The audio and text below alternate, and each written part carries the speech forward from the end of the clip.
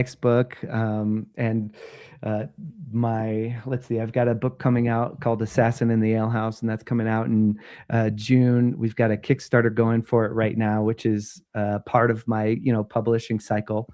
And we're doing, like, we do the special editions of the books in the Kickstarters even before the book comes out, which is really cool. And this one it's kind of really interesting because this is shaping up to be our biggest Kickstarter yet, because we've already done over $50,000, and we beat our most recent best cozy fantasy book on like the second day, and it was like, holy cannoli, this Kickstarter might be a little bit crazy. So I think we've got like 15 days left, and I'm like, holy cannoli, I don't even know what we're gonna do with this. So it's gonna be really exciting to go through and fulfill that, because we do all the fulfillment from the house, right? So we get of course we'll order the books and we'll order the other things from the printers and the manufacturers, but they all come here and we put them all together, and all my children are involved, and we create little conveyor belts for ourselves, and we get the whole thing going in the house. We have a room called the Room of Fulfillment, and that's actually where I do a lot of the business work. This room here, where you could see like the beautiful library and everything, this is where I actually do the writing, and because it's hard to compartmentalize that like artistic side and the business side. And so being able to do the writing in here and then the business side in the Room of Fulfillment has definitely helped really compartmentalize that in my mind. Wow, cool. That's great. I think that would be helpful for new people that might be listening now, and as an upstart, it's like, it's not inconceivable, especially with computers, where you can put everything together. It's not like you have to have a typesetter and somebody's doing all that, the physical part of it. So yeah, and you can do all that yourself nowadays. There's such amazing tools and programs for you to, set up the interior of your book. And but again, you're going to give up time, or you're going to give up money to do to make things happen, right? And so you have to quickly learn and decipher, okay, what am I skilled at? What are the skills that I can utilize? And can I spend the time to learn certain skills to get done? Or can I learn quickly enough, right? What can I learn quickly enough to my time? Right. Yeah. So and that's as great. an author, like your most important piece, like the most important thing that you can do is write books, right? So there you go. Yeah. That's part that you need to focus on. So slowly over the last, really over the last 6 months, we've started kind of adding people to the team to help with different things, so that I can even get even more consistent on the writing side to continue to put out more books. So yeah, wow, it's been an interesting journey. Yeah, I'll bet. How many, or what are the ages of your children? What are the ages of your children? So we didn't used to have a Room of Fulfillment. One of my children is old enough that he moved out and he went to university. He's off going to learning to be an engineer. So didn't always have a Room of Fulfillment. You gotta earn that, right? You gotta get to the Room of Fulfillment. But one of them's old enough, and then the rest are all teenagers. We got a 16 and almost 15, and she's 14 now. So okay. God save the queen, so buddy. I'm just thinking they're old enough to help then, right? Oh yeah, definitely old enough to help. Yeah. One of them got off of school early yesterday, and I was like, "Hey, buddy, come on in." I took him to go get a burrito, and then I was like, "All right, come on in, dude. I need some help over here. Come and wax seal all these notes for me, or come and let's pack some books and sign these books." Wow, cool. That's excellent. It kind of turns the gets the whole family like grounded in, you know, what it takes to keep the whole family going too. Then, so Oh yeah, that's one of the best like parts. an economics lesson, and so to speak. Yes, 100%. Yeah, these guys are learning. Like my one son is interested in cooking and being a chef and potentially opening his own restaurant. I'm like, okay, well, let's look at all this stuff that we got going on just for this book business. What do you think that's going to take when you got customers coming in every single night and you got to make sure that you got all these different things happening all the time? And so it's really good lessons and on time too. You know, it's not like you can deliver the food and go, oh, that's a little cold or something like that. Right, yeah. Tess writes in and says she wants to know how old you are. Now, he's married with 4 kids, so why do you want to know how old he is? Because she's a compliment. She said you don't look old enough to have 4 teenagers. I know he doesn't. He looks like 35 or something. I mean, how were you like really young when you started at this? I sure was. Yeah, I'm 38 now, but we had our first son when we were 19, and we had all our children by the time we were 24. So, wow, we definitely were quick on the draw and ready to go. Yeah, I don't know how I had the foresight of it when we were that age, but I was like, every time we have another one of these things, it's like that 18-year clock resets. We should probably just fuck them all out. And we sure did. Man. So there you go. and so now I'm grateful for that foresight. Oh yeah. And how long or like what were the years when you were in the military then? Yeah, so those were my early years, that our early family years. We had all of our children while I was still active duty, except for one. I got out just before she was born. Oh, wow. And then having active duty saves you a lot of money. I sure did. That saves you a lot of money, man. It sure did, man. I tell you what. Military's got pretty good doctors. I mean, it depends what branch you're in, but they all got pretty decent doctors. No, John, I was in the Navy. That's it. We were fed good and had good doctors. They believe. I was on carrier duty, man. We ate steak all the time. I don't know what you talk. I wasn't one of them raggedy old. No, dude. No. They actually fed us good. They wanted us. They wanted. You'd be surprised how many fat people they want on an aircraft carrier.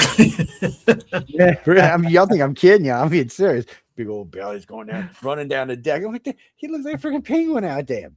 I was 18 at the time, so what can I say? But it was definitely. I was medical experience. So yeah, it's. Right? Yeah, you definitely. Yeah, exactly. Well, unfortunately for you guys, you got to see the good and the bad really up close and personal. It's true. Yeah.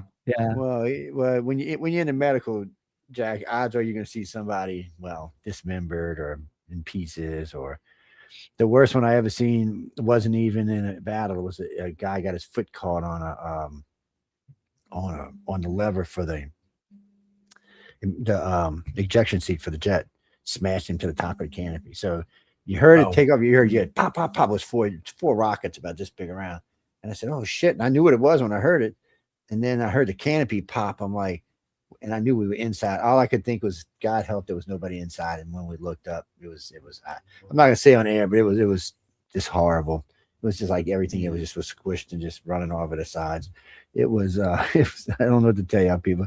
It'll stay in my head till I kick the bucket, just like when I seen that guy burn to death in that rig. That's just Unfortunately, some things you see.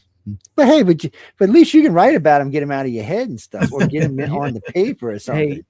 And that actually has been my most popular book. So I wrote this book called Guard in the Garden, and it's a veteran's healing journey told in a cozy fantasy setting.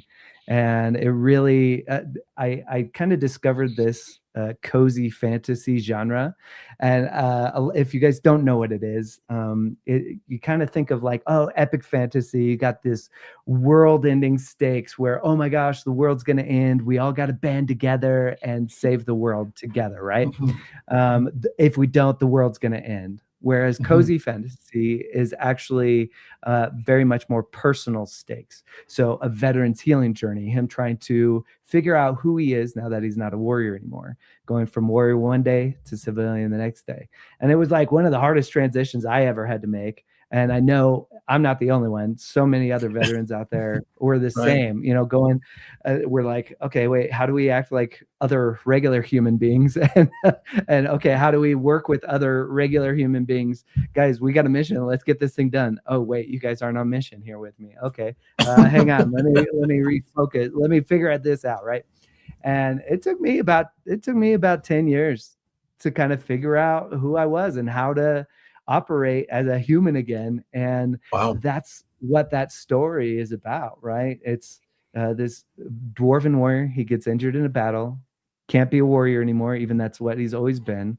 And what do you do with him? He goes and lives with his eccentric twin aunts who are a little kooky. They're a little zany, but they're good aunts. They tell him, hey, go get outside, go get some vitamin D, stop being grumpy, right? That's good aunts do. And so he does, and he goes to this garden where he meets a woman named Tilly and her daughter Lily.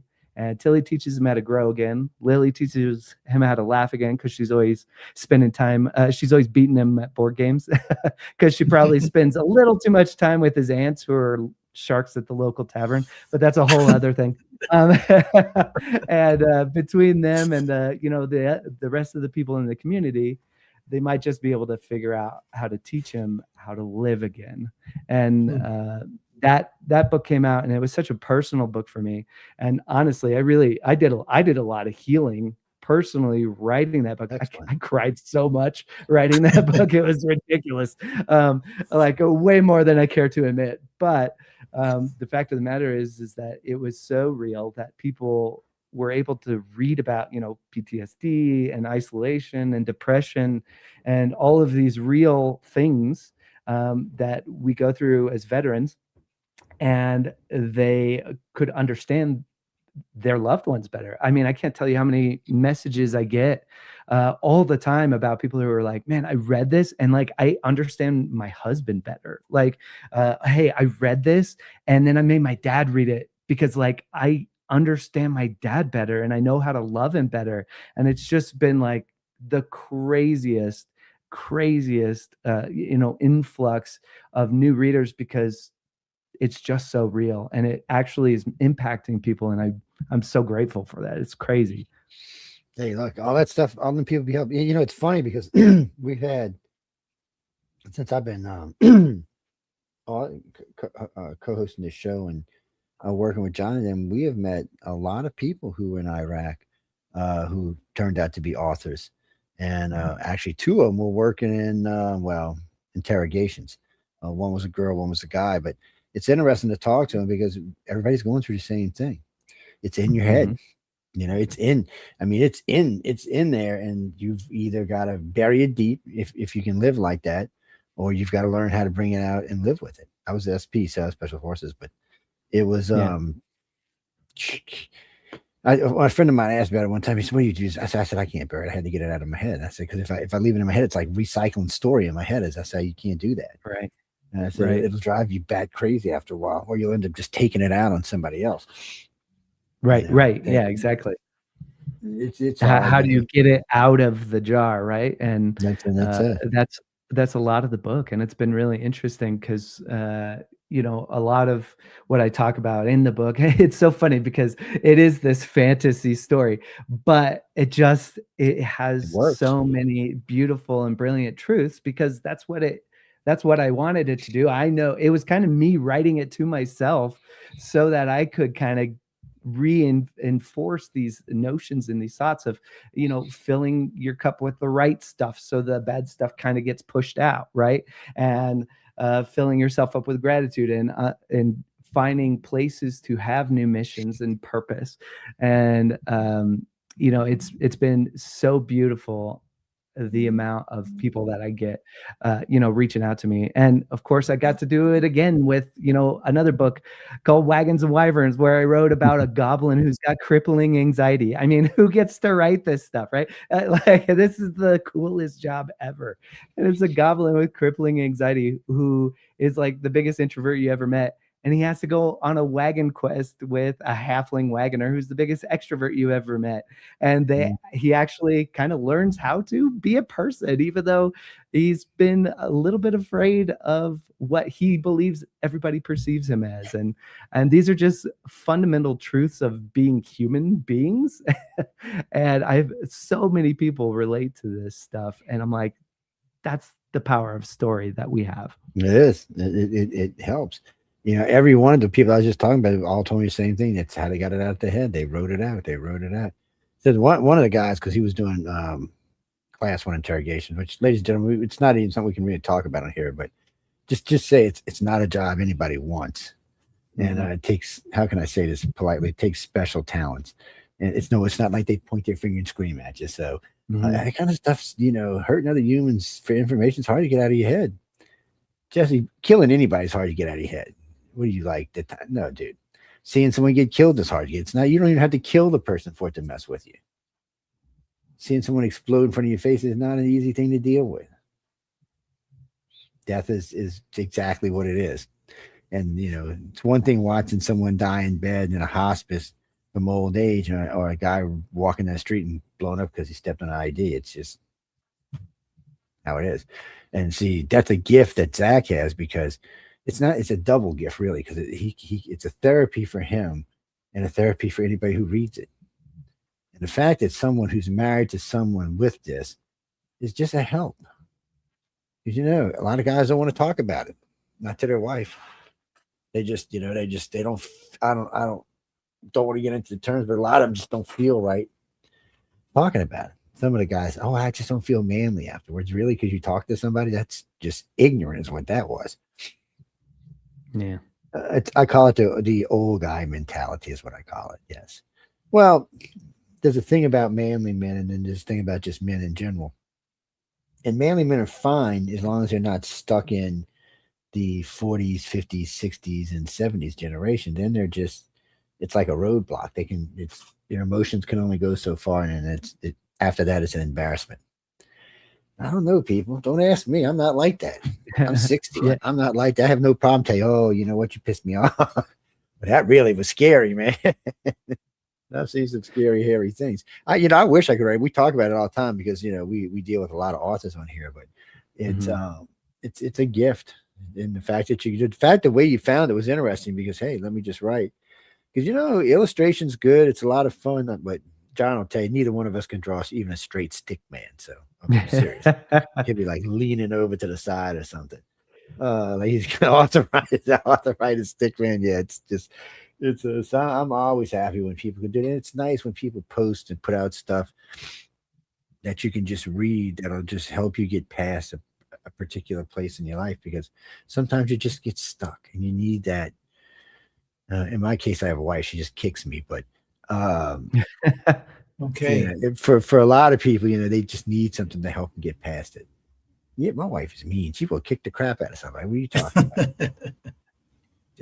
Anyway, I had a little. We see you got probed, glitch there. You had like alien things popping up on your screen. You sure you weren't being probed, Carmen? Yeah, right. A lot of alien stuff popping up there.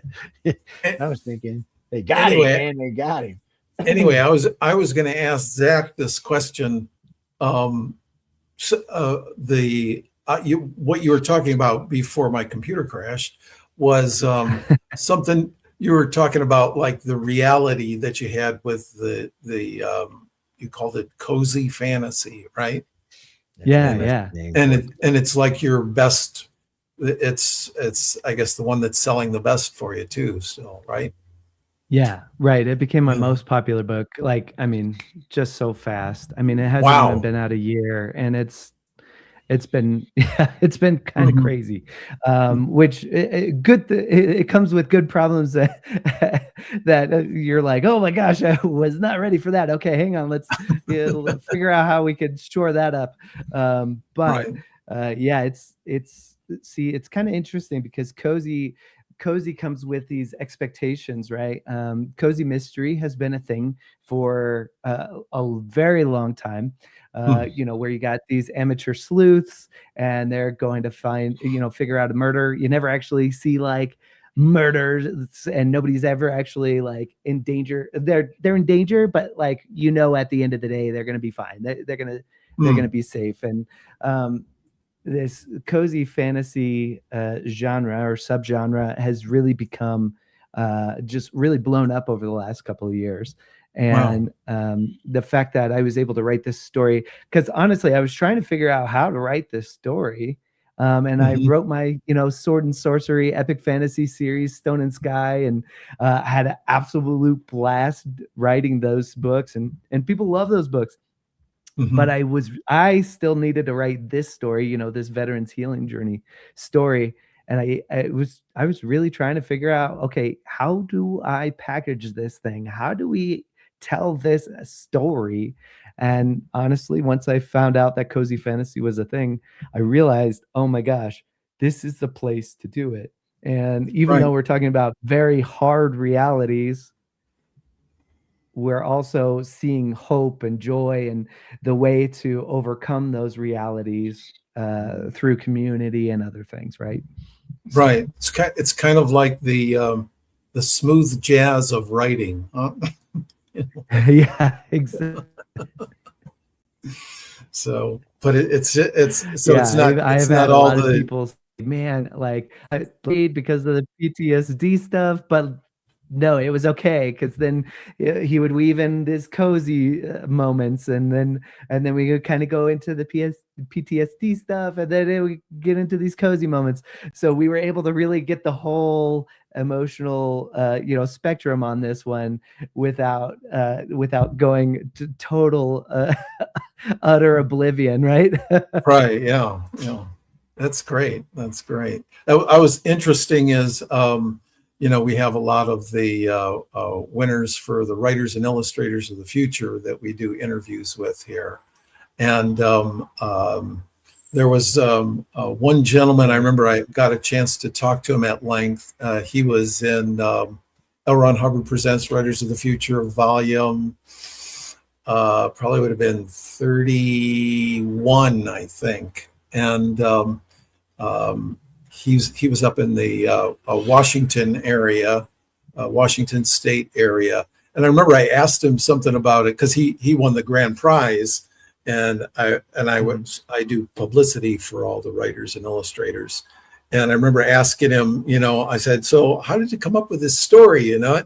And it was something similar to what, you know, that he had that reality in that book, because they were in the story, because he goes, I was writing stories and I'm getting honorable mentions and I'm submitting them and I get honorable mention. And then he finally said, you know what? I know what they want here. I know what they want. And I'm going to write this story, and this is going to win because this is going to be right up their alley. And he wrote it, and he didn't even get an honorable mention. He didn't get anything on it. And then, whoops. And then when that happened, he went, okay, I'm just going to write something like right from the heart, you know, that has the reality to it and that characteristic or that quality to it. And then he won the grand prize on that. So I just thought it's kind of like, you're not necessarily like, as an artist, you're not marketing, but you're putting out there, you know, what's really real to you. And that makes a big difference. So, yeah, I mean, it's one thing because as an indie author, you have to understand the power of the pitch, right? You have to understand the power of these short, easy to tell people why they need to read your books, right? There is power in that. However, I tell new authors all the time. I mean, all the time. They're like, okay, what's like the best advice you can give me? I'm like, write what you want to write, period. Plain and simple. Write that. Okay. And then figure out how to pitch it properly so that it makes sense to people who will jump on board with you. Because honestly, it's going to be no fun. There's so many hard things. There are so many hard things when you're an indie author and you have to, do the marketing and you have to do the business side and you have to do the finances and you have to do all the communiques and doing the interviews and scheduling, events, and just there's an infinite number of things that you have to do as an indie author. And there are a bunch of those that are really hard and not fun to do. So if you're not having fun with the actual writing part, why are you doing it? I'm like, you gotta do that. You gotta make it fun for yourself. Otherwise you're going to be miserable all the time. Right. Right. Yeah. It's like you can at least go, well, I really like what I wrote and I really want to get this out to people. And you can get through all the other stuff then at that point. So yeah, that's great. That's great. So, and then, and if you love what you wrote, then you're going to have the passion to tell everybody about it. Right. Yeah. And push all the other things through the business, the publishing, the PR, the marketing, all that stuff. Yeah. That's great. What branch of the service were you in? Yeah, I was Air Force Medical. Oh, okay. So a little bit different than the normal speed of it's kind of funny because medical is kind of its own like other enigma in the military. It's like its own other organization in all of the branches. And it really doesn't matter what branch you're in. It's kind of its own deal. Yeah. It is. It's definitely its own deal. They're just, well, they got to kind of stay separate from it. And really, when you look at the military, they kind of break up like that anyway. It's and then you got the field meds, field techs and stuff is different. They got different jobs. They're looking at different things. They got to know different things. I was talking to a friend of mine who was actually going to be a doctor, and I said, "You didn't have to learn all this." He said, "No, I'm not going to be in the field." I'm like, "Well, you should know that." He said, "No." He said, "Because I'm not going to be in the field. I'm at the hospital. We actually got the shit to fix it right, Joe." He said, "These guys, they might be taking a piece of string off somebody's pants and fix something." That's right. Like, you just, and he said, even when he said, you got to understand too, even when we're all there, if there's an emergency and there's a big group come in, you only got X amount of supplies to start off with. So, you got to be, he said, you got to be creative. I'm like, I'm not coming to your hospital. Yeah. I'm not going anywhere. We got to be creative, man. No, you can forget that. You're gonna come out of there with fingers on your spine, like you'd be happy to see us.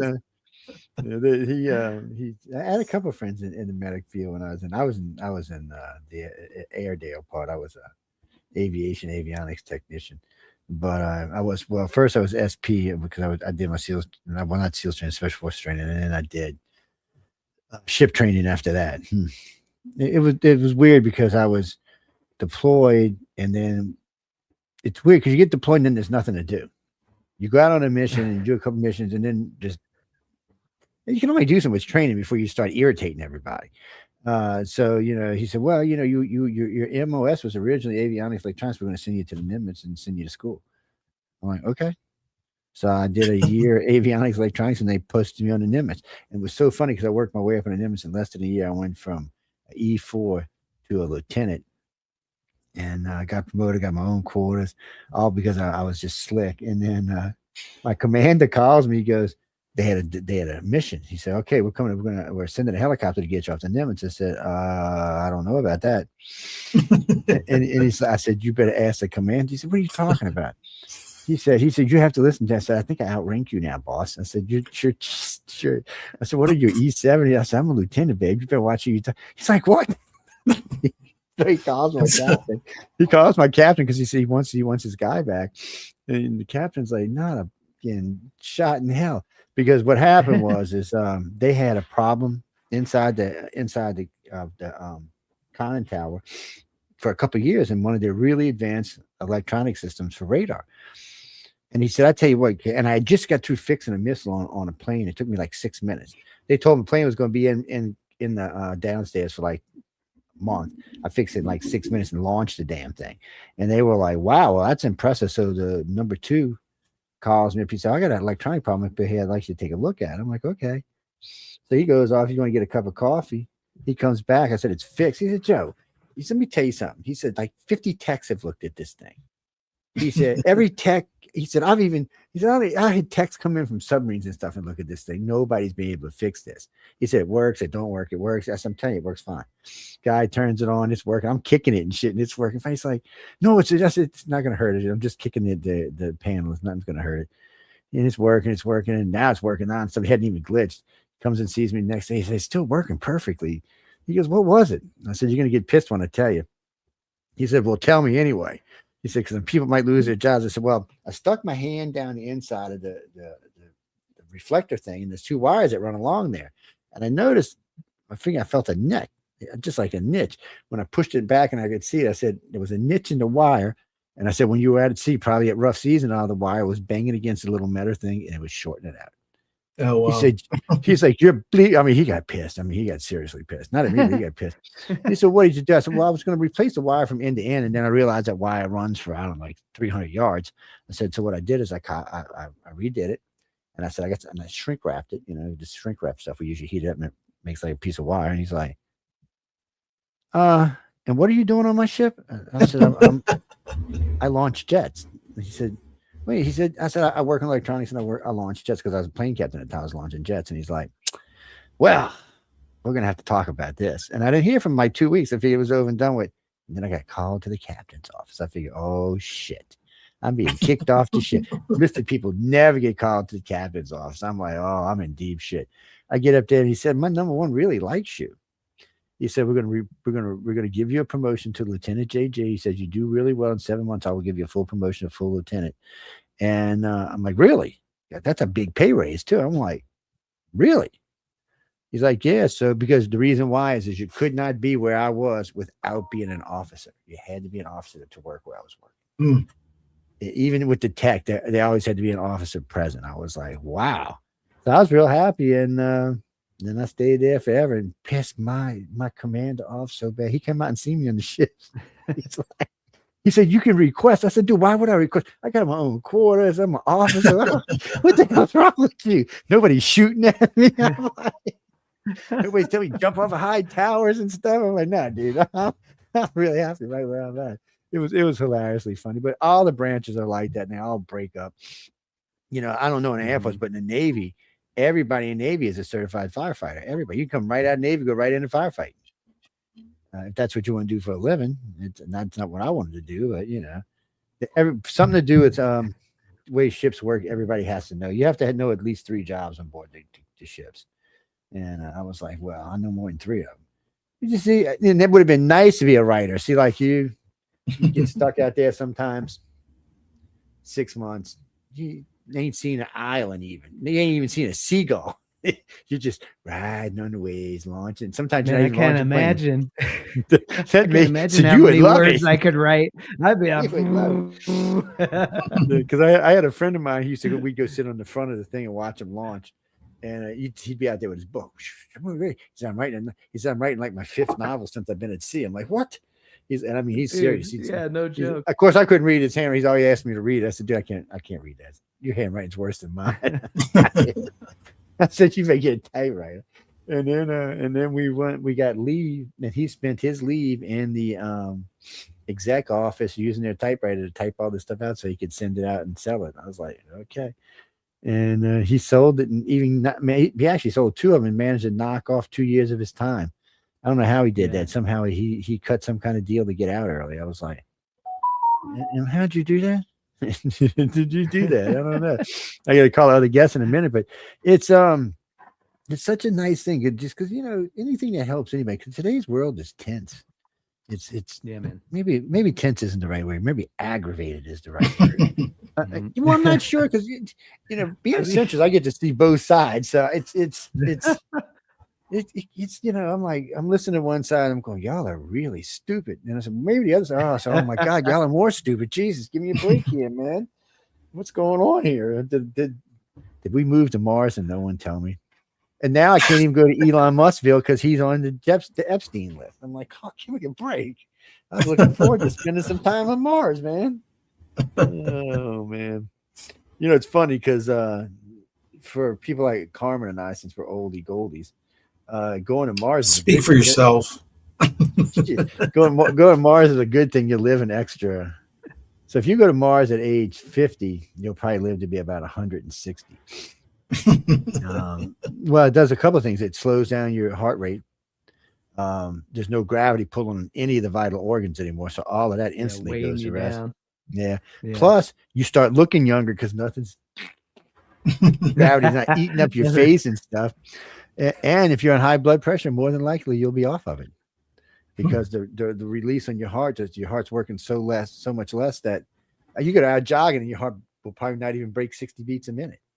It's just a different world for us. I think it's going to become. I don't think Elon realized what he's got, but I think in the long run it's going to be like where retirees go. You know how Florida is where he goes to retire. We're on Mars now, man. We're going to tackle. It'll definitely be interesting to watch. I got to say that. Let me grab our other guest, but it's yeah, Zach. I don't know if you want to. It's up to you. I don't know what your schedule is, but maybe you might want to stay on with James and you guys can talk about your military experiences and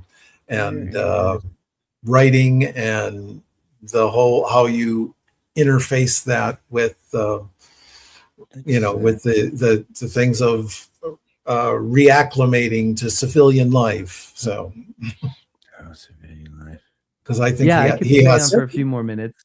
Okay, that's weird going from in the military to civilian life. It took me a while to get used to just. It is. I don't know. I don't know how to explain it. It's I understand, but it's just weird because your brain's taught to think one way when you're in the military, and then you get home and you're like, "Well, the world is sloppy, isn't it? What the hell?" Yeah, it is. Exactly. Right. Well, it is. What are you guys actually doing? I thought we had somebody told us to do this. Why are we not doing this? Like, what is happening here? I mean, I'm telling you, it'll drive you crazy, man. I was like, no. But I know I was never in the military myself, but I did have a cousin who was might have been like 10 years older, and he was a ranger in Vietnam. That's a job. Who did multiple tours and told me a few stories about it and stuff, which that's a job I wouldn't. Pretty wild, it's one of the funniest things. I had opportunities, years ago where I was working with different Vietnam veterans, and I would always ask them, I go, what movie most closely depicts what you experienced in Vietnam? And to my surprise, most of them said Apocalypse Now. And I would of course go, that's crazy. And they would go, yep. Yeah. There was Apocalypse Now, and what was the other one? Because it was like two movies in one. It's Platoon, I think it was. No, Platoon. It was when the fat guy shoots his sergeant in the bathroom. Full Metal Jacket. Full Metal Jacket. Yeah. So when I asked guys if that's what they told me they thought Vietnam was like. They said they were yeah, you ever see Full Metal Jacket? That's what it's like. I had several friends that went. I was lucky; I wasn't old enough, so I didn't have to go. But I had several friends that went, and I had several friends that didn't make it back either. It was because they sent so many young people over there. That's right. 18, you know, squat. I know it doesn't even make sense at that point. Well, that's why one of the sergeants told me one thing was his thoughts. He said, "Why we like taking people from the South and from the heartland?" He said, "At least by the time you're 18, you've been hunting most of your life. You got an idea what a gun is." I was like, "Really, Sarge? Really?" Well, he was a petty officer, but still, they tell you stuff sometimes, and you think, "Boy, the military is kind of messed up there, huh?" Yeah. No. Okay. Let's see. He should have that. Let's double check up here. Jeffrey, you can on Rumble. Yeah, there's two Rumble channels. There's the @UFO Paranormal, and then there's just an old name I used to use, Jojo Man 1. It's not a Pokemon name, so don't even start. Jojo Man, Joe Montaldo. That's what it is. It's my two names put together. I should have never made it, but the damn thing's like 37 years old, so I can't get rid of it now. It's got emails attached to it and all sorts of stuff. What did I know? I knew how to build computers and program, but who knew how it was going to end up working in the long run? Look, people, I started before we had Windows. Yeah, just had this thing called DOS. Wow. You wanted to go to a website, you had to go take a breath, take another breath, for your cigarette. Oh, all right, now I'm there. And then half time didn't work right anyway. They had video games on like Kong. It was a square looking gorilla that threw bananas at things. That was real stuff, man. And then somebody invented what was it? Windows 3.0 or something. Right. 3.1. I was like, what is this, man? This is pretty cool. And then from there, we got to where we are today, which some are good, some are bad. Dean, my all-time favorite operating systems. Oh man, I forgot the name of it. Yeah, it was after Millennial. It was X, whatever that one was. Windows XP. I loved XP. You could not crash it for nothing. That's right. I've blue screened every operating system but that one. I could never blue screen it. Oh no, I tried to, and I still couldn't blue screen it. It was a beast. And then they came out Millennial, which crashed every time you started it up. I was like, what the hell is this about? And now what are we on 11 now, I think? Yeah. They told me, Zach, do you use Mac products or Windows? Yeah, so I'm a Windows guy now. I just like how easy it is to move everything from my. I do so many things from my phone, and and my computer. And I love that they talk to each other, and it doesn't really matter. And I have, like I have a guy who helps me record videos, and then edits them, and we can get his stuff right to my computer super easy. And I know Apple's got its thing, but man, it really likes to work within its own, ecosystem. Right, yeah. And I just didn't like the limitations, man. Didn't like those limitations. Well, when I got into radio and TV, it really limits you what you can do. So I had to switch. Besides that, when you really get down to the nuts and bolts, for every one Apple, there's like 50 droids. So if you look at the cell phone, that's what you want to be selling to. So you probably have a Samsung cell phone. Right? Yeah. Nowadays, nowadays. Oh, okay. Definitely had an Apple one before, but that's because I had a Mac at some point, a MacBook at some point. Well, I still have. I got two Apple pads in here somewhere. I got an Apple laptop, which my daughter's leasing. I let her take it the other day. With a 19-inch screen, the biggest laptop I've ever seen. And then, but all the main computers, like these we're on right now, these are 24 or 36 cores. They're all built I either built myself or custom built for the station. None of them are running any type of Mac or Apple products whatsoever on them because I'm running 1 gig up, 1 gig down. So speed is the essence. Mac likes to monitor their speeds for some reason because not all their phones and computers can run those kind of speeds. So I need to be able to connect to the world. And now the way it's set up, I can connect to the whole world. Then you can get an adapter for your Mac phone and listen in, or you can just pop onto a website that takes Mac, like all of like YouTube and Rumble, all of them. You can listen in Mac or they don't care. Okay. So Joe, we should introduce our. James is right there. He said he don't know who. Wait, let's get this thing out of James's face here. What is this about? I know. All right, we're liking and subscribing to you there, James. What's going on? Hey, how are you guys doing? I looked over and seen the bubble pop. I'm like, what the hell's going on? It's not supposed to do that. Anyway, welcome to the show. We've been talking with Zach over there. Zach, he's part vampire, I think, but I got 4 kids. I mean, look how young he looks, man. Just have 4 kids. Makes you old. I got one, and look how I look, man. Lord have mercy. Yeah, I have 3 myself. They're 6, wow. 10, and 12, soon to be 13. So I hear you. There you go. Oh man. Yeah. And Zach's we say fantasy writer, but you do some science fiction too, right? And then he has his book that he calls in the genre of cozy fantasy, and it's on transitioning from military life back to civilian life and handling PTSD. And I know you have books like that too, right, James?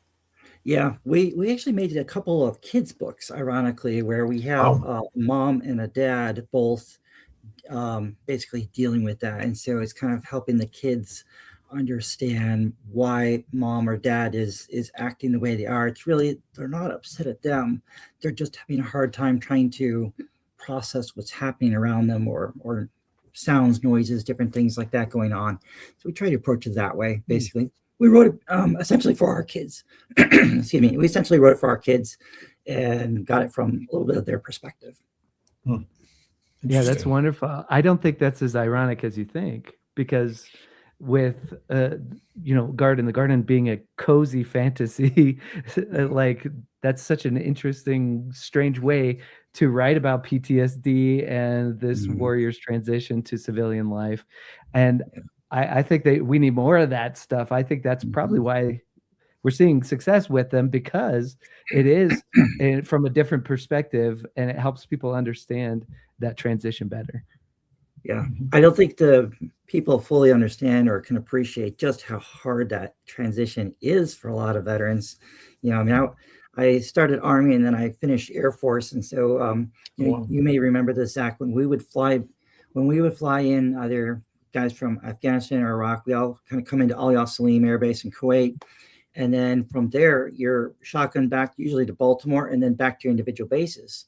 And so when I came back from Iraq in October, end of October of 2007, for the first time, my base had just gotten, crap bombed out of it for several hours that evening.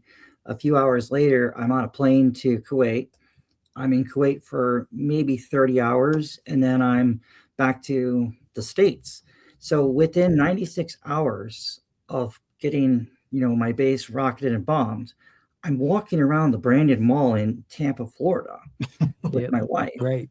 Everyone's drinking Starbucks like the world, like nothing's going on. Nothing going on, yeah. That is hard to process and adjust for people, because I just spent a year in this, in that whole stressful mess there.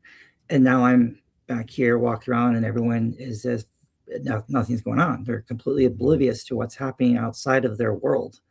And so that's a hard transition to handle and to deal with, because the military does not do a good job of that.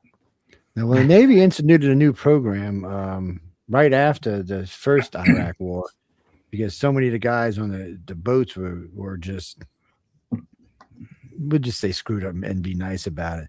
So now, before you can go home, it's 6 months through I forgot what they call it. They demonetize, D something to you. What the hell? I can't remember the name, but basically,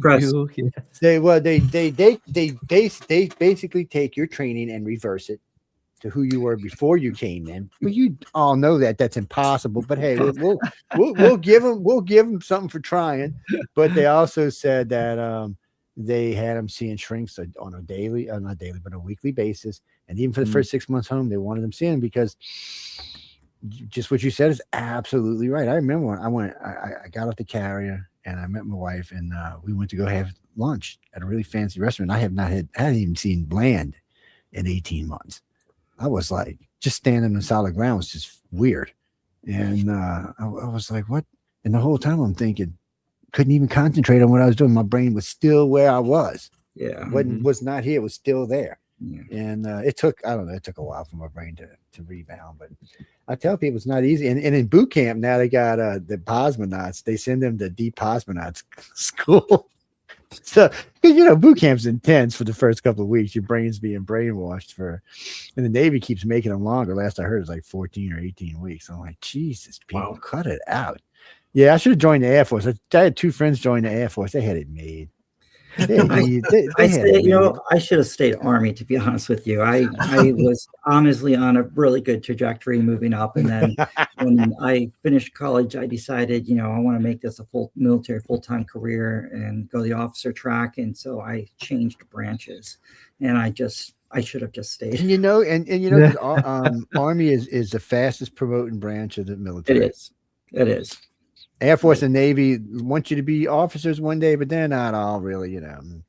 And Marines if you're are an like, officer in the Air Force, unless you're a pilot, you're really not really considered part of the force per se. You're just you have to be a command officer or a pilot, one of the two. Other than that, you're not. You can be a captain. If you're like the captain over there in charge of whatever cuisine or medicine, they don't take you serious. It's just the way they are. But the Navy's the same way. They look, if you're not a command in the command structure, you're not nobody.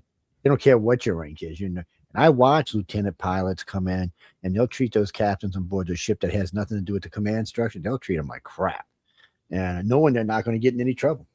Knowing they're not, you know. But now if you're an enlisted man, try to get away with it. That's a whole different story there. But you know, once you know, because I got in trouble once, so I punched an officer before I became an officer. I punched one. Hey, he asked for it. We were in some club. He was being well. I started by being a smart ass with the Marines because the Marines kept talking about how big and bad they were. I said, "Look, dude, what does that check say right there? It says U.S. Navy on it." Does it? I said, "You belong to us. You work for us. You're our slave boys. Just shut the fuck up and sit down." Whoop, beep, beep, beep. Anyway, that's what I said.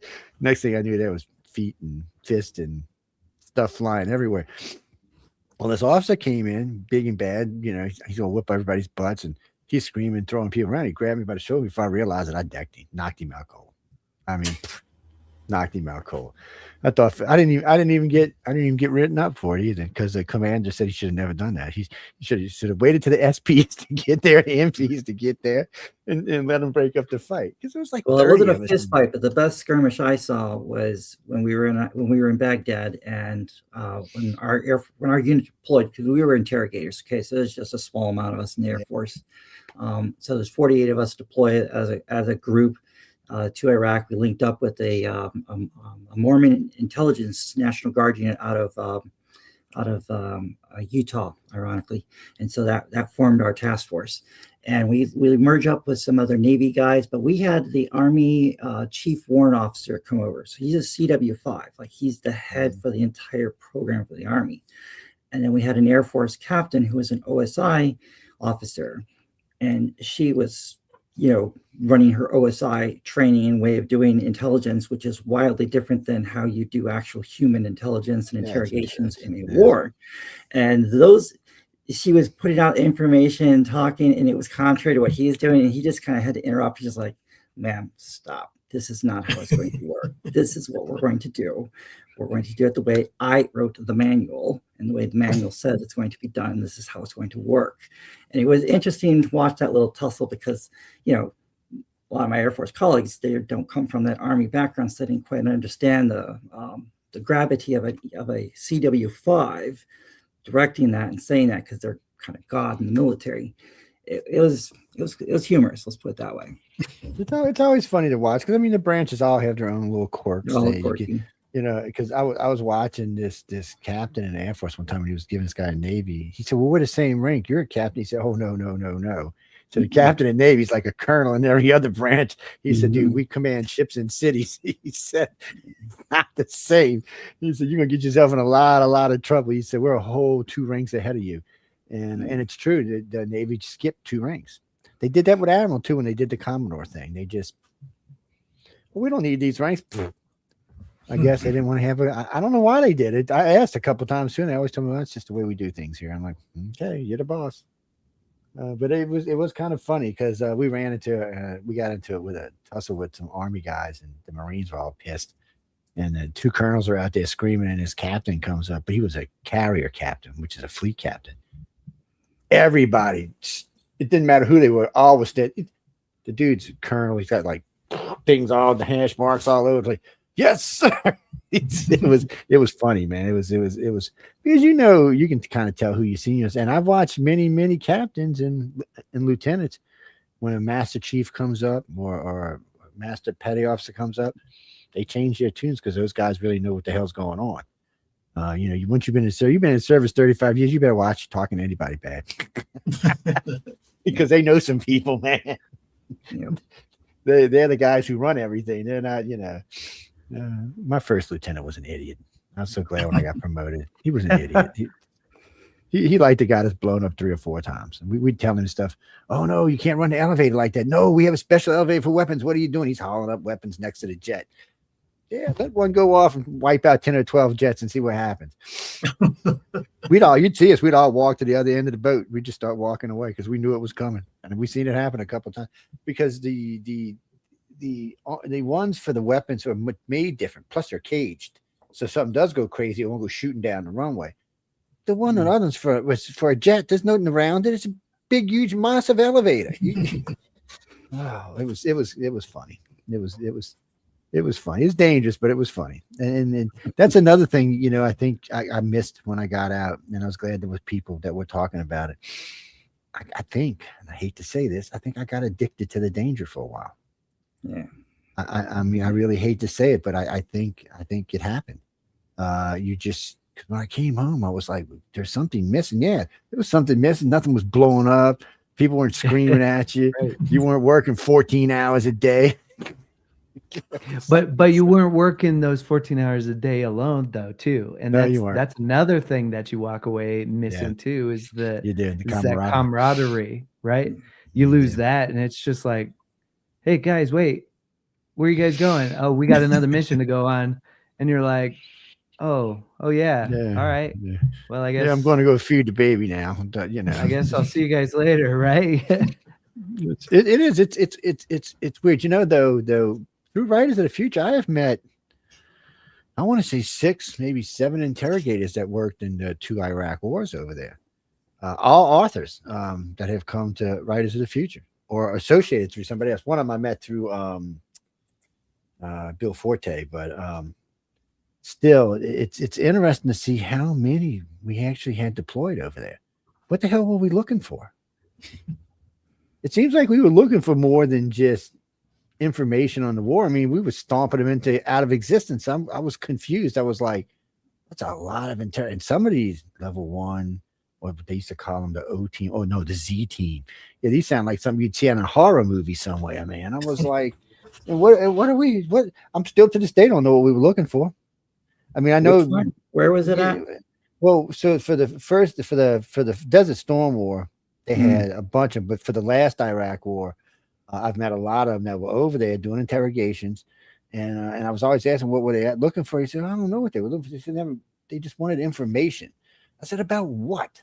I mean, the war was over. It wasn't that before the fall of the Soviet Union, so you still had, you know, for Gulf War I, you still technically had the Soviet Union there. So that was the first time we were actually fighting actual Soviet equipment. You know, and so I think there was a lot of technical information they were probably trying to go after and obtain and get stuff like that. But, you know, that's a tough job because you can only talk to so many people at a time. Yeah. And then you have to write reports on what you discuss, and you've got to do your research for other things like that. So one person can legitimately only interrogate so many people at a time. And God help you if you've got thousands of them. Yeah. It's a lot of long hours. I mean, there's a lot of them I talked to really. They were hardcore stressed after that job. You know, a friend of mine was talking about, he said, well, Joe, they weren't getting shot at and stuff. Well, I said, some of them did both. Some did interrogation, some were in the field too. I said, I said, dude, interrogation is not an easy job. No. I said, I think I'd rather be shot at. And he's like, why? I said, because I said, it takes, I said, 1, you got to have a certain attitude. 2, you got to know what the hell you're doing. Because, you know, a lot of these guys are trained not to be interrogated. Yeah. And you know, that, I mean, I always tell that story about when they sent me to prisoner of war school. They sent me twice. Because the first time I ended up with broken ribs, the second time I escaped though. Got accommodation. I got accommodation for original thinking on that one. It was we spent the night in it was like a half track or something. And then that morning when they were on doing parade, we went through the fence and went down to the bar. We're down at the bar. It took them 2 days to find us. We were at the bar for 2 days. 2 days to find us. Yeah. I mean, you're supposed to escape if you can. We just timed it right. That's all. I was pissed because I got my ribs broke the first time. That's all that was. Jesse, prisoners, when you do certain things in the military, they send you to a prisoner of war school to help you to not be interrogated, not to give up information when you're being interrogated. Yeah. The guy said, "We put some bamboos on your fingernails." I said, "You want to die right here, dude?" That's how I'm gonna snap your neck right here. It's no, they do torture you pretty bad. They do stuff like play music, well, not music, but just someone talking, basically hating all night long. all I did was put my hands over my head and went to sleep. Yeah, I was used to living in New Orleans, so it wasn't a big deal. I just went to sleep. They get violent, physically violent several times. It wasn't against the rules to break a bone or to draw blood. None of that was against the rules. No, they were allowed to be pretty harsh. It was as realistic as it could be without actually being real. Yes, they used like crying baby, crying baby noises. Little, oh god, yeah, just horrible symbol stuff, sounds like that just grate on you.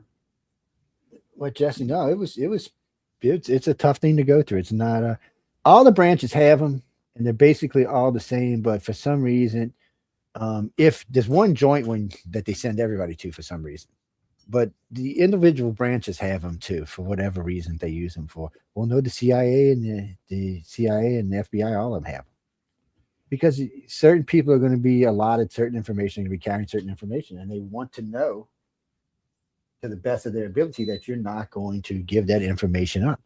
I think at the end of the day, everyone's going to break. It's just a matter of how long and how much you're going to divulge. But just because you've broken doesn't necessarily mean you have to give away the actual goods. You can send them down rabbit holes. Yeah, you can lie your ass off. That's the first thing we were taught. Says, Joe, just lie. Just tell them whatever. He said, you're good at talking. Just tell them whatever. Yeah. So when they come back to beat the crap, he said, yeah, but still, meanwhile.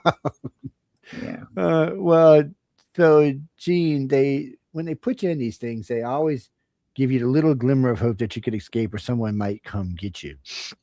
But in reality, if you're in certain places, like you're in Soviet Russia, nobody's coming for you.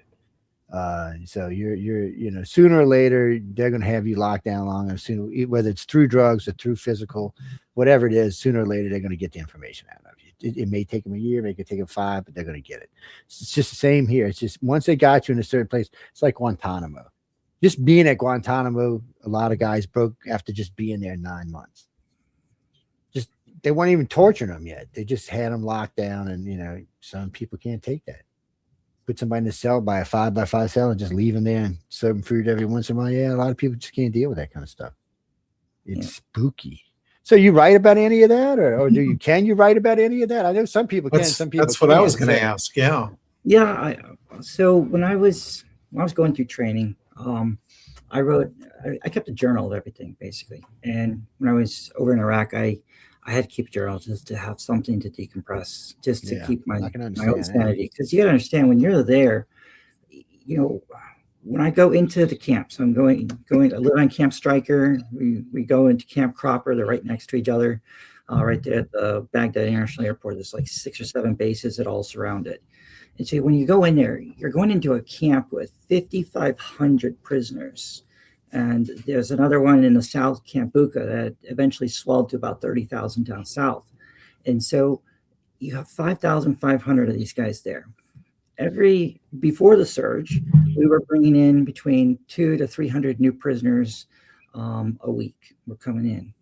Well, once the surge kicked in, that number ballooned up. Then we're talking, it was usually between 650 to 900 new prisoners every single week.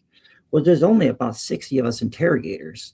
So that's an enormous amount of people we have to screen and then actually start interrogating and questioning to get information. And every time you get information and you put together reports, you've got your maps, where the targets are at, where the weapon caches are at, who's who in the zoo, and where different people are. You have a lot of units are going to go out and start actioning these hits, because once the surge hit, we had all those additional straight up infantry units to go hit targets. And so as soon as you get the info on a weapon cache, location for where they're keeping people hostage, things like that, they're actioning these things. And every time they go out the wire to go action something, there is a likelihood that they're going to get hit with IEDs or get ambushed or gunfights, things like that. So every time you put together one of these reports, there's a high likelihood of contact that's going to happen. And that contact is going to result in Americans getting injured or killed, and the enemy getting injured or killed, and or new prisoners. Unfortunately, a lot of civilians get caught in the crossfire and everything else in between there. So when you accumulate that over a year, you're talking about huge numbers that you were directly involved in that were a direct result of your actions. And that's what can be really hard and weigh on a person. So in terms of writing about it, I have written quite a bit about it, but what I don't do is I don't connect the dots with certain things. Nothing about tactics and techniques are classified in that the field manual is available. You can buy it on Amazon. It's not like this is a classified thing. What becomes classified is some of the tools that are used and how you capture people or how you observe them and know where they are and locate them.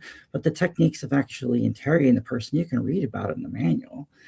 If anything, what I wanted to write about and show is that the media is wrong. We're not all monsters. And the other thing was to just show how hard that damn job was and how hard it became post the 2005 Detainee Treatment Act that Russ, Senator Feingold, and McCain introduced. They made that thing really, really tough because they just gummed up our ability to actually do simple tactics that the police and FBI can do regularly with U.S. citizens. We no longer could do with enemy prisoners and terrorists, as well as putting someone in isolation, keeping them separated from the general population.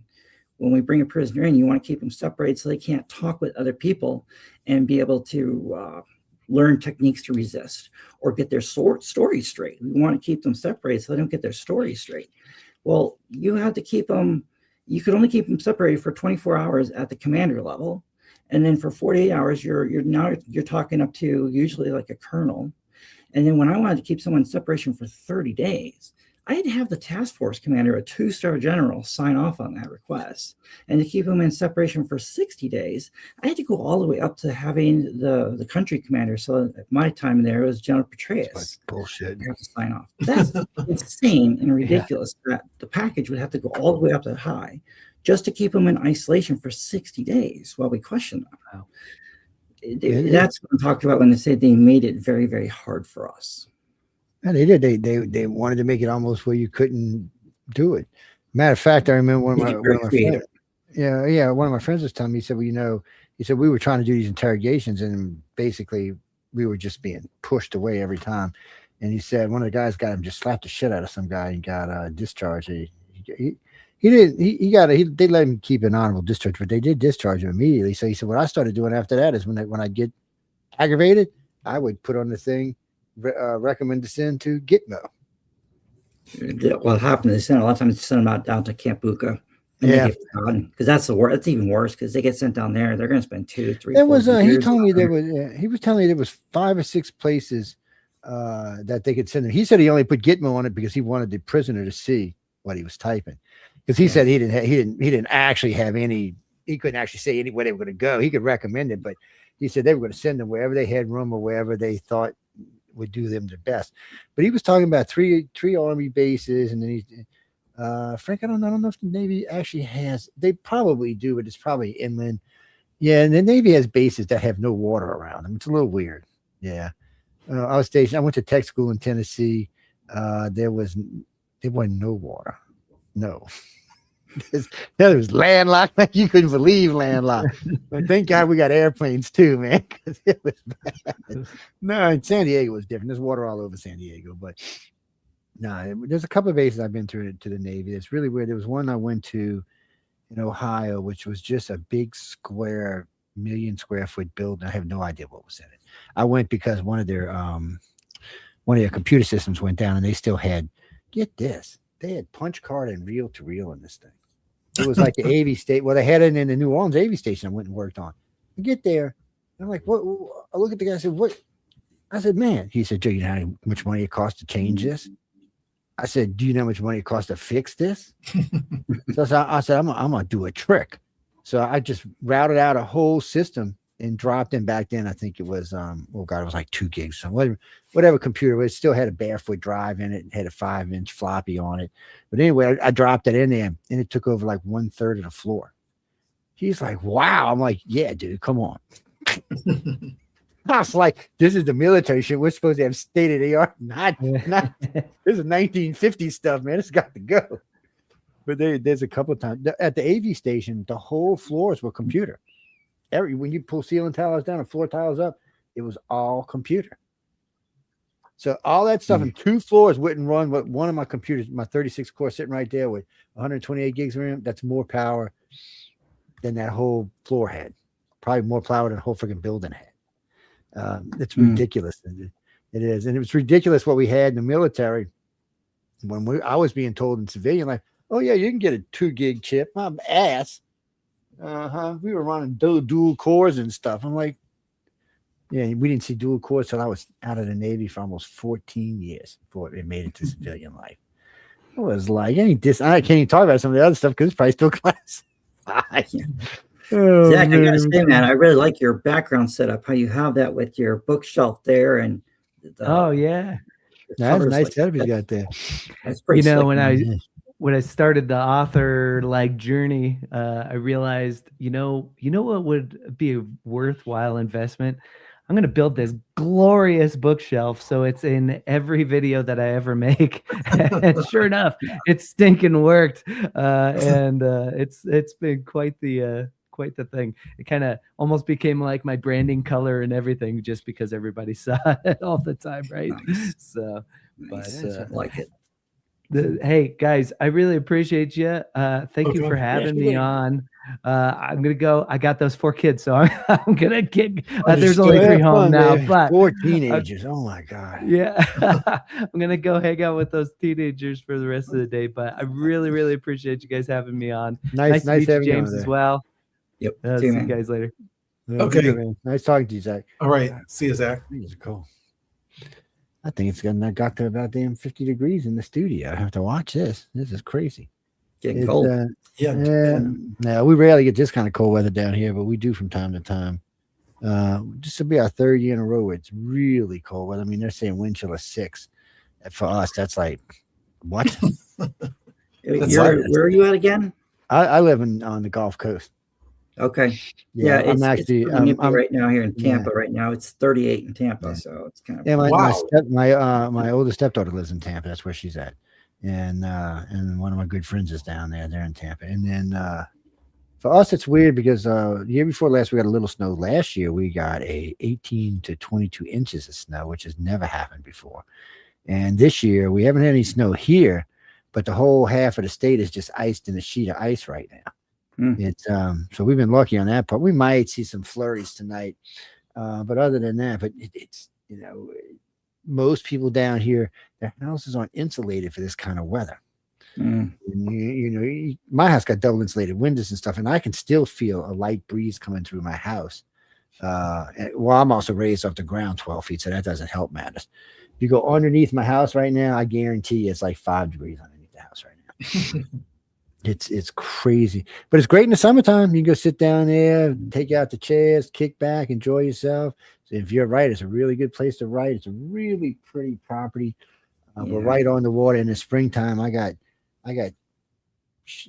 mimosas that bloom and flop over, so you can sit underneath them and watch the bayou go by. We've got, I think, 16 crepe myrtles on the property. We got a couple of wisterias, some baby, and they're all big now. So they're blooming all over. Well, them mimosas bloom. You're getting high off the smell of them things. I'm like, Lord have mercy. And if you like to fish, I got redfish, I got speckled trout, I got drum, I got sheephead, I got catfish, I got flounder. And when the water gets high, I even occasionally get some galgai and sakalai up in here. So it's James, I don't get to fish that much. Oh, and I have blue crab in my backyard. Yes. Yeah, no going to the market, just throw out a thing, come back in a day or two, and I'll have a dozen or 2 blue crab, and I'm a happy camper. Yeah, I grew up in the Chicago area, just over the border in Kenosha, Wisconsin. So I really don't have a desire to live above I-40. I prefer below I-10 even, personally. Well, it's tough. I tell people all the time, if you're from up north and you come into the south, don't move below Interstate 10. Move somewhere maybe 20, 30 miles, maybe 50 miles above it, because 2 reasons. One, not going to see as much weather. And if there is a hurricane, more than likely the effect you're going to get is not going to be, earth changing. The only thing, and as long as you don't go much higher than that, you won't see any winter weather either. But what the crucial part is, you lose about, just being off the coast 50 miles, you lose 20 or 30% of the humidity. So you're not going to feel like when you walk out your house, you need to go back inside and take a shower. I actually start my car before I even go downstairs. So I'll wait, walk down the stairs, get in my car. Because if not, if you try to get in the car, it's like being in a sauna. It's just, even under the house, it's like being in a sauna. It's ridiculous. And we get about 3 months of that. It seems to be getting a little better though. Our summers have been getting a little bit cooler, and so much for global warming. But really, truly, the whole South has been getting cooler. It's kind of weird. Yeah, James, that's why we always say climate change and not global warming, because it just changed. It's just not quite what we were. Well, I don't know. It's like it happens on trajectories of the planets. No, Al Gore was on crack. He said by 2006 there wouldn't be no ice left on the planet. Yeah, I remember. I'm supposed to be underwater right now here. Yeah, so am I. I remember being told that in the early 90s. Oh, it's all going to be melted. I don't know where he got his data from. The man was he just seen an opportunity to make a lot of money. That's what it's funny. It's just he made a lot of money, and that's and I actually know the Antarctic is actually growing ice. It's not losing ice. Yeah, I know that's another strange thing. So, they said we wouldn't have no ice in summers in the northern in Antarctica for a long time. We're seeming to get more. I don't know. So that's why I call it global change, because climate change, the planet moves. We know the planet's been through a lot of stuff in its 4 billion years of life and the 1 billion years that it's had life on it. We also know more than once there's been no ice on the planet. Mm-hmm. And get this, people, we knew at one time the carbon was 22 times the rate it is on Earth today. And you know what it did? It made for really big animals and really big plants. So I don't know what to tell y'all. Sometimes we're just being lied to. That's why you have to understand there's something going on, and then you have to figure out what's going on without making somebody rich doing it. Yeah, I think we just engineer our way out of whatever problems we encounter. Humans are pretty adaptable to just about anything, and we engineer our way out. You think about it, like if there's cold or hot, what do? We eventually came up with swamp coolers, and then we came up with AC. Yeah, whatever. You're going to find a way to engineer yourself. It amazes me. My poor Canadian friends. It amazes me how many of them don't have air conditioners. They got heaters, but they don't have air conditioners. I said, why do you have an air conditioner? Well, don't get hot in the summertime. I'm like, really? And they're like, well, it does now, doesn't it? I started getting you one. I know, James. I like your idea about the engineering your way out of it, and that's only if it hasn't been engineered out already and the technology is suppressed too. I believe a lot of the things, like internal combustion engines, there's got to be a way to make those run with zero. Oh, well, no. So there is zero emission. There are zero emission combustion engines. Japan was the first one to invent them. And the United States has a version that has a carbon thing on. So it runs for like a year, and then it's got a tray on the side. You slide the tray out, and it makes these little round little pieces of carbon, like you use like they look like little charcoals. And you use it, so it's already compressed and everything. So then they can decide how they want to dispose of it or how they can use this, because it's a usable product for other things, but it takes at least zero emission, which means we don't have to go to crappy electric cars. Jake, I'm not anti-electric. No, you took that the wrong way. I don't want a car that only drives 300 miles and then there's no way to charge it back up. And I don't want to have to wait 4 hours to charge it up either. I want to, when I gas my car, it takes 10 minutes and I'm gone, another 500 miles. And you ever drive across Texas and through New Mexico and Arizona, there's not much in the way of charging stations. Yeah. You got it. But the internet, though, when you think about it, with the internet, you have the way to communicate and share ideas globally, and then you've got the recent advance and stuff with AI. So now you can share problem solving and solutions worldwide. You're just going to see an awful lot of real neat advancements and moving forward that the oligarchies can't really suppress like they could have 20 years ago. So I think we're going to see a lot of really cool, neat tech come online in the next few years, hopefully. Well, Tesla says they got an app that will manage your trip and make sure that you have you can reach your charging stations. But they did say there are a couple of places that there are gaps. So I watched what one guy did.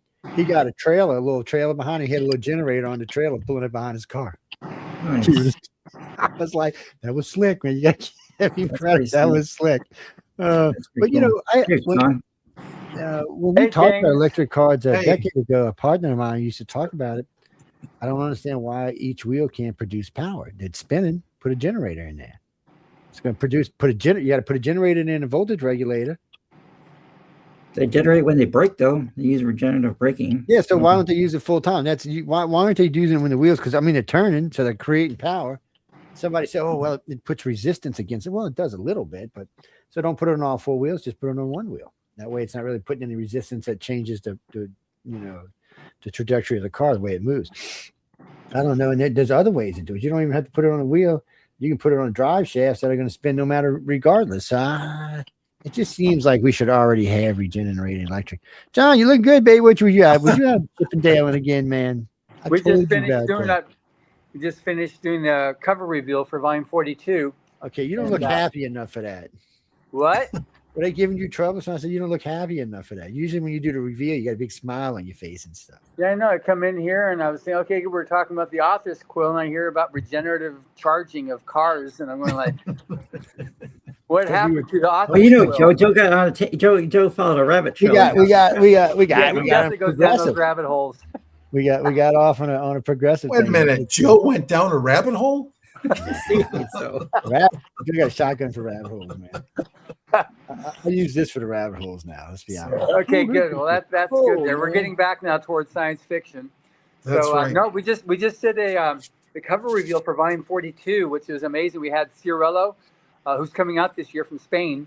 He is the cover artist, and Orson Scott Card was there as well in the event, and then Nina Kriki Hoffman, Jody Lanai, Brian Hales. Wow. And then it's also all the judges for the contest. And then a lot of the winners. And then we had also Stefan Rudnicki is recording the audiobook. He's a 2-time Grammy Award winner.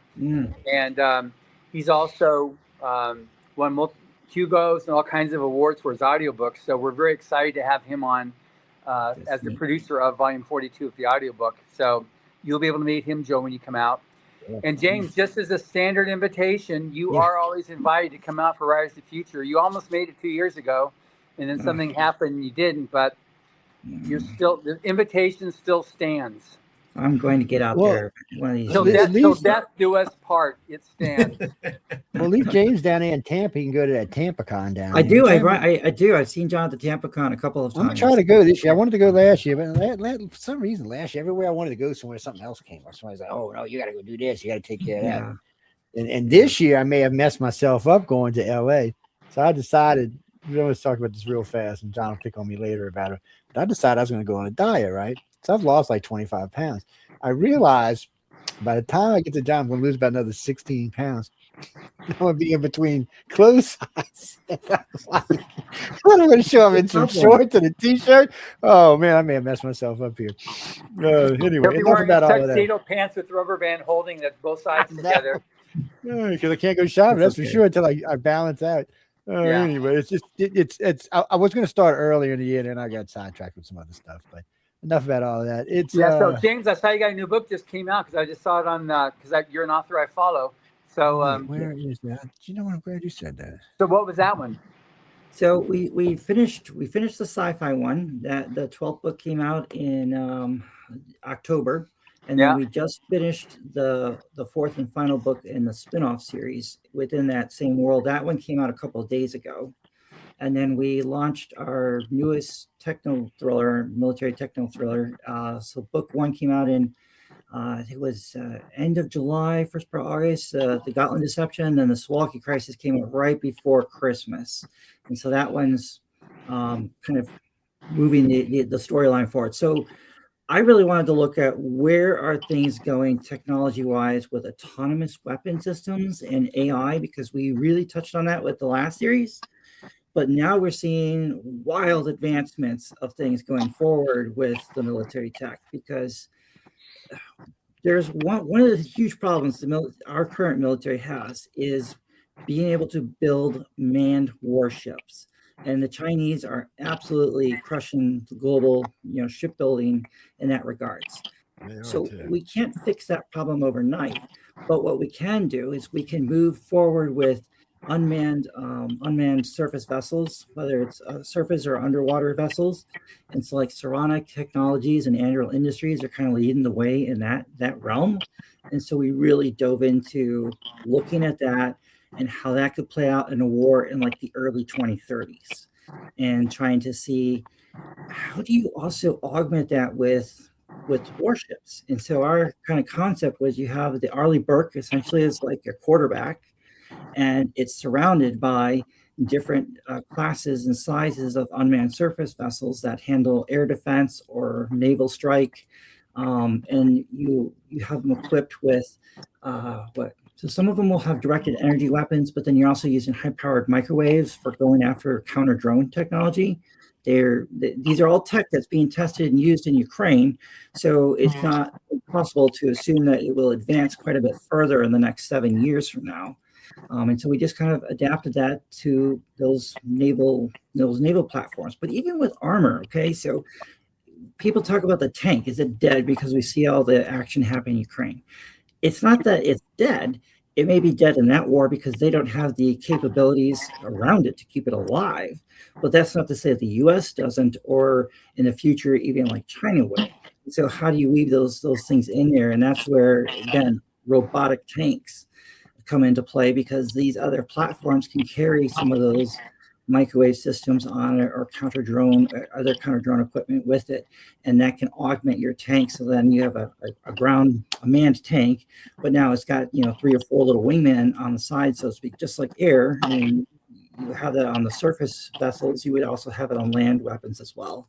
And so we're kind of really moving into this futuristic warfare like that. How it's going to be a lot of AI and autonomous platforms. It's kind of interesting to write about and scary to think about where it's all headed. Yeah, your stuff is some of the scariest stuff.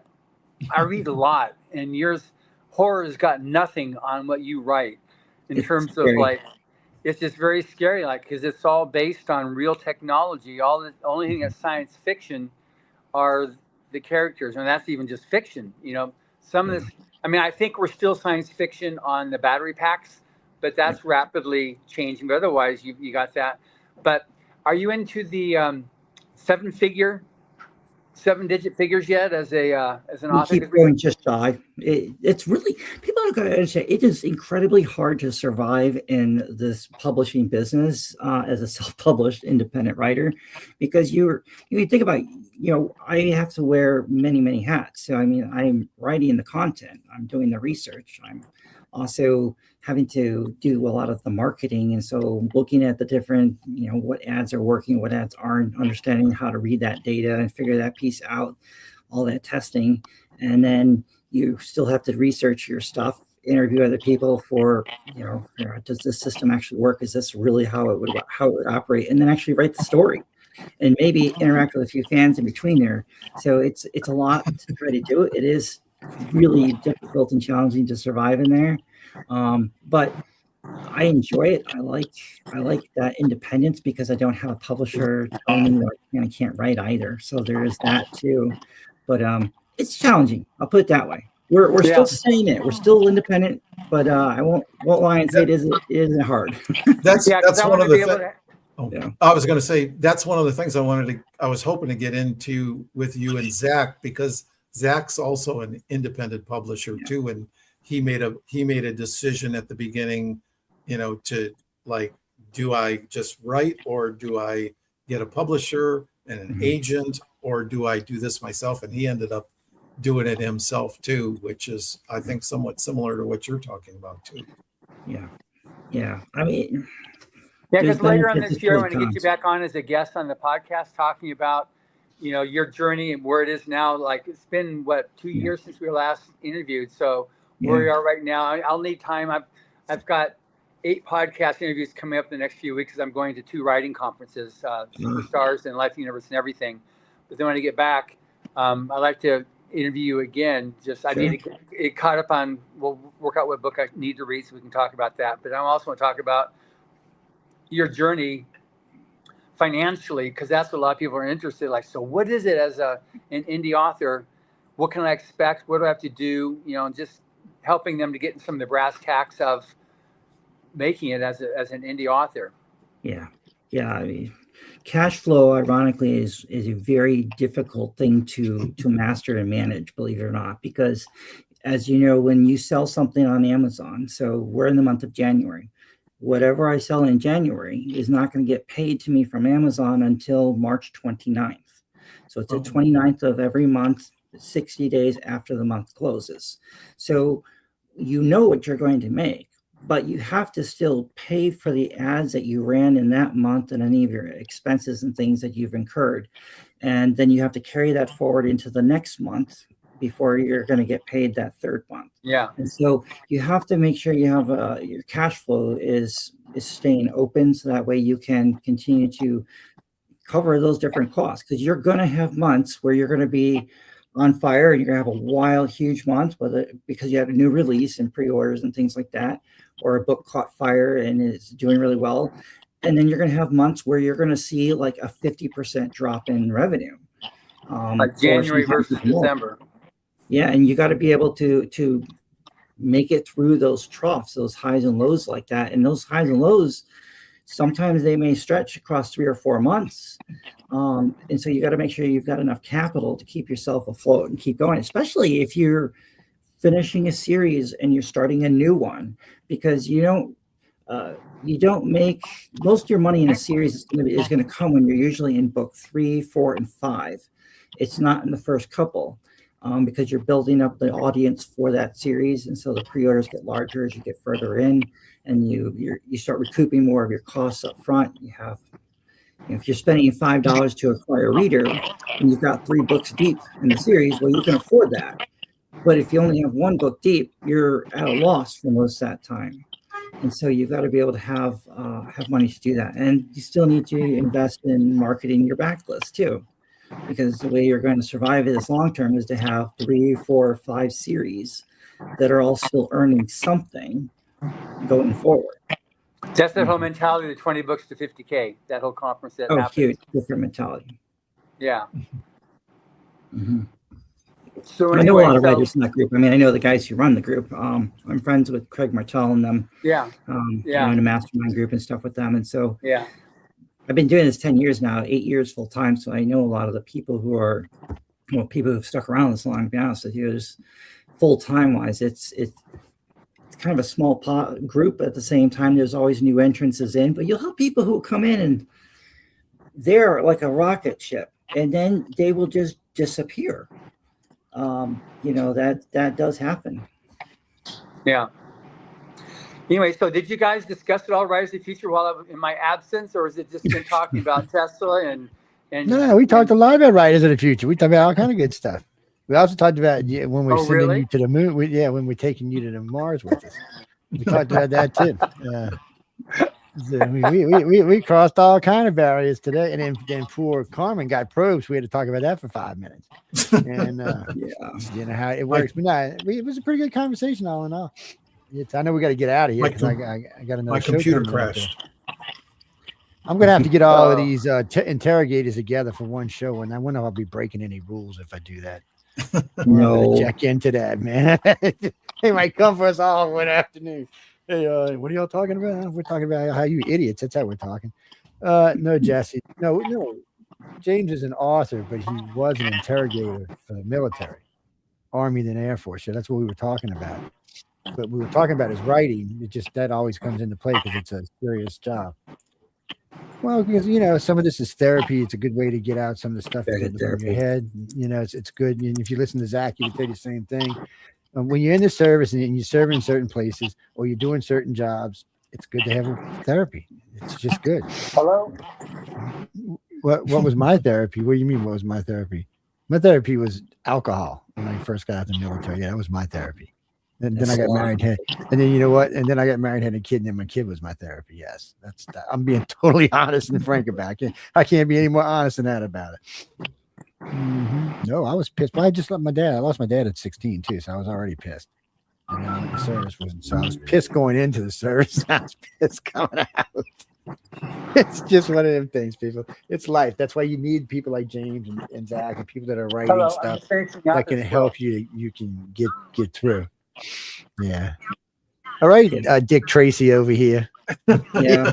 If we give him a hat, he look just like Dick Tracy. Okay, so we're about ready to log off. It's at 25% download. Yeah, you gotta find some kind of therapy, something to an outlet, right? You need an outlet, and writing.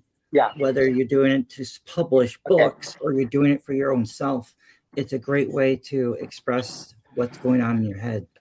And if you can somehow take that and transform it into stories, compelling stories that people find interesting and want to buy and are willing to pay money for, then all the better, because now you found yourself a new career, a new job you can do that can still give you some meaning and purpose in life. Because if you can't find that meaning and purpose to get up every morning and keep going, you know, you're gonna eat a bullet. You know, that's what happens to a lot of guys. It happens to a lot of them too. You're not kidding about that. In a couple of months, we're setting up a new it's a new pay-per-view system for so like people like authors and people who got something to sell will be able to get on there and sell it. It'll be part of the Roku TV system is what it'll be part of. It might even be on Fire Stick, but it'll definitely be on Roku. So we're just, you know, as we get it up, I'll contact people, tell them what it's involved, and there's no cost to y'all. So if you make money, you make money. We make money, you make money. We tell you what the percentages are up front, so everybody knows everything's up front. And but y'all, it doesn't cost y'all anything. It costs us a little bit in the front, but it doesn't even cost us that much.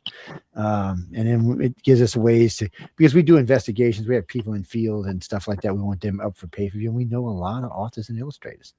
I mean, a lot, not just the ones I know from John. I know a lot before I met John. There's just a lot of y'all out there. And I'd like to see all of y'all get rich. It's an expensive business. People don't fully appreciate just how costly this industry is to actually get involved in and do it, because, you know, you have a great story, but at the end of the day, you still need to have a good editor. And an editor they're worth their weight in gold. You know, they're going to help you look at it, and they're going to find the plot holes. They're going to find the mistakes and the things that you won't see because you're too invested in the story. Now, I've worked with my editor now for 8 years. She's edited 40 of our books. You know, costs around 2 cents to 2.7 cents a word for the first draft, and then it goes down a little on the second draft. But worth her weight in gold, because she's helped me spot errors and problems in the story, because we'll be in book 5 or book 7 even, and she'll say, hey, you had this section had a different character, a different name back in book 2. Did you mean to have a name change, or is this a new character, or did you just get this mixed up? She's that good at being able to spot those things. I'd be saying, look, chick, mind your own business. So it's worth it. You need that kind of stuff. But that's expensive. You know, like with our books, we put in, it's probably between $4,000 and $5,000 between editing the cover per book. So if I'm doing 4 books a year, that's close to $20,000 in sunk costs right off the bat. Oh yeah. And many times you're charging $5.99 to $9.99 for a book. And, you know, Amazon takes their 30%. So you're left with that 70%. So factor that amount by 5,000 per book. And that's how many you have to sell just to break even, let alone actually pay yourself a salary or pay any kind of money to advertise or anything else that goes involved in that. Yeah, well, when you're doing sci-fi and fantasy books, remember, I'll get you in touch with Michelle. I mean, the network houses, I've lost count. I mean, we have 37 shows right now in the network. Probably 2/3 of them are fantasy or sci-fi related type shows, or into some kind of paranormal, spiritual kind of stuff. But it's all shows where books like these can be sold because people have an interest in it. Yeah, I mean, this show is designed for it, but these are all shows that, you know, they're all doing different things. I mean, we have a lot of shows, but a lot of them are politics, and, you know, we got what's called the John Goodman show, which is all pictures of John. Yeah, that's what we got. But anyway, it's the intellectually deep one that goes into that's the one in life. Like what? You got to sit back when you're watching that one.